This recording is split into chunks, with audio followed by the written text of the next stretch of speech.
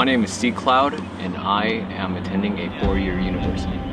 When the officers came, they told me that they were going to take me into a foster home, and I was like, wait. And then I was really confused at the time. I was like, but I live with my father too. He's at work right now. Can't I just go home with him?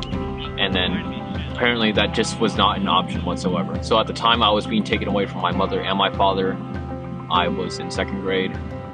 I was as I was going through the process of being taken away from my parent, who was in a hospital bed, the other at work making money so he can support me, very nice. All that was just being taken away from me, and I was just concerned with that and school.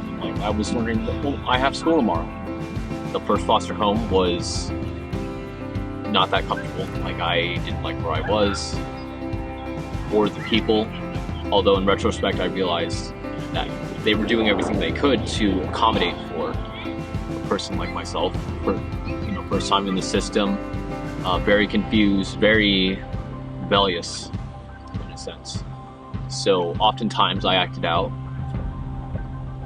Half the times were kind of unintentional, but it was just a feeling I had. It's I just really did not want to be here, and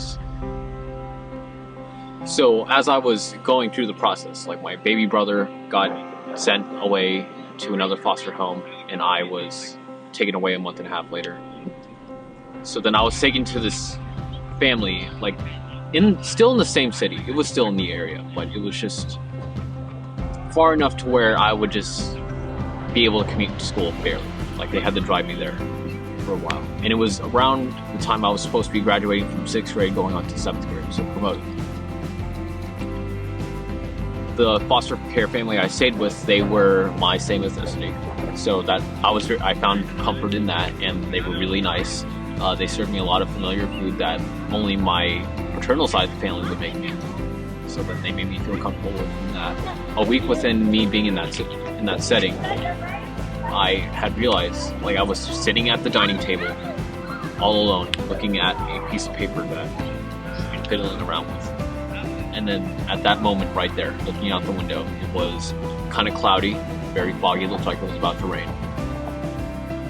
At that moment, I decided that I need to change. I need to become more mature, I need to stop acting up, I need to take school seriously. And at that point, I was just focusing on becoming the best student I could be. So when I aged out of the system, I was 18 years old, I was attending high school. I was in this program where they would teach me how to become independent. I was required to go to a lot of events. Some were very fun and informative, and this one was just training. So at this job training event, I was introduced to the CEO of the Camellia Network, and I met a bunch of other staff there too.